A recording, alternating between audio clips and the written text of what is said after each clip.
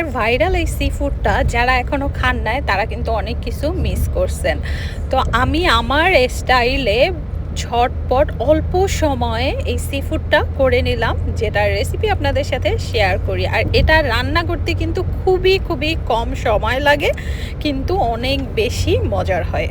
আর sea food আইটেমটা choice করতে পারবেন আপনাদের নিজেদের পছন্দ অনুযায়ী। আমি প্রথমেই চিংড়ি মাছটা কেটে নিছি, যে চিংড়ি মাছটা মাথা সহ আমি রেস্টুরেন্ট ডিপো থেকে কিনছি। এই চিংড়ি মাছটা খুবই ভালো। তো চিংড়ি মাছটা কিন্তু পরিষ্কার করে নিতে হয়। মাথার মধ্যেও একটা কালো থাকে, যেটা ময়লা থাকে, ওইটা থাকলে মানে বালি বালি লাগে।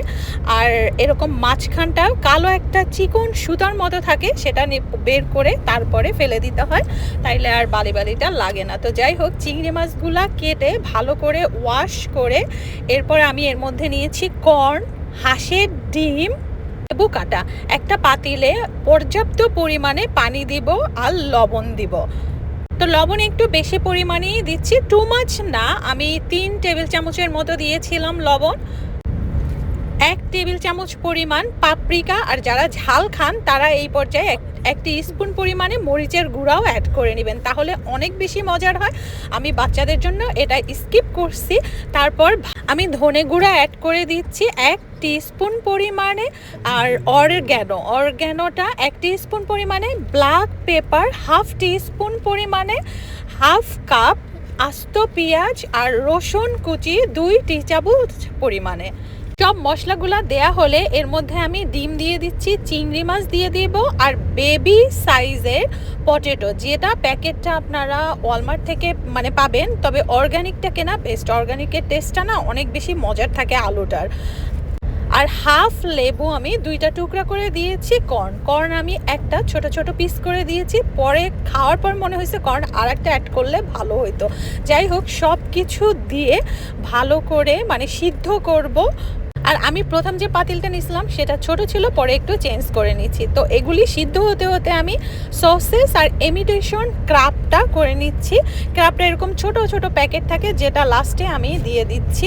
এটা সিদ্ধ করাই থাকে, মানে কুক করা থাকে, অনেক বেশি কুক করতে হবে না। আর সসেসগুলো যা ছোট ছোট পিস করে প্যানের মধ্যে অল্প সামান্য বাটার দিয়ে একটু ভেজে নেব হালকা। তা আমি বিফ সসেস নিয়েছিলাম, আপনাদের পছন্দ মতো যে কোনো সসেস নিতে পারেন। তো ভালো করে সসেসটা ভাজা হলে টমেটো কেচাপ দিয়ে দিচ্ছি 1 টেবিল চামচ পরিমাণে। আর এই পর্যায়ে কিন্তু মানে সসেসটা ডান, দেখা যায় 2 মিনিটই। আর চিংড়ি মাছ, কর্ন এগুলি আমার আগেই সিদ্ধ হয়ে গেছিল, আর ক্রাবটা সেজন্য এগুলি উঠিয়ে নিলাম। পটেটোটা সিদ্ধ হতে কিন্তু একটু টাইম লাগে। তো এরপরে পটেটো সিদ্ধ হচ্ছে, আর আমি আলাদা একটা প্যানে গ্রেভিটা করে নিচ্ছি, যেটায় বাটার দিছি 1 স্টিক। তা 1 স্টিক বাটার মেল্ট হওয়ার পর এর মধ্যে রসুন বাটা দিয়ে দিচ্ছি 1 টি চামচ পরিমাণে, আর অরিগ্যানো 1 টি চামচ, ধনে গুঁড়া 1 টি চামচ, ব্ল্যাক পেপার 1/2 টি চামচ, পাপরিকা 1 টেবিল চামচ পরিমাণে। তো আর ঝাল আপনারা স্বাদ মতো দিবেন, তো 1/2 টিস্পুন পরিমাণে ঝাল দিলেই এনাফ, পারফেক্ট ঝাল। আমি একটা মিক্স মশলা ব্যবহার করতেছি, যেমন ট্যাকো মশলা। আমার কাছে সি ফুডের কোনো মশলা ছিল না, রিব একটা স্পাইসি মিক্স ছিল, আর ট্যাকোটা। তো এই আপনাদের কাছে মিক্স মশলা যেটা থাকুক সেটা ব্যবহার করলেই হবে।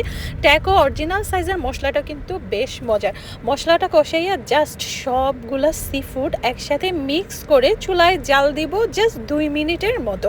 খুব বেশি কিন্তু এটা জাল দেওয়ার দরকার হয় না, কারণ পারফেক্টলি সিদ্ধ ছিল।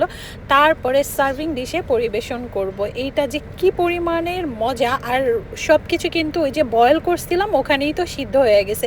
আপনারা চাইলে ক্রাব বা অরিজিনালটাও ব্যবহার করতে পারেন, লবস্টারও ব্যবহার করতে পারেন, বাট আমার এই সি ফুডটা মাশাল্লাহ অনেক মজার ছিল।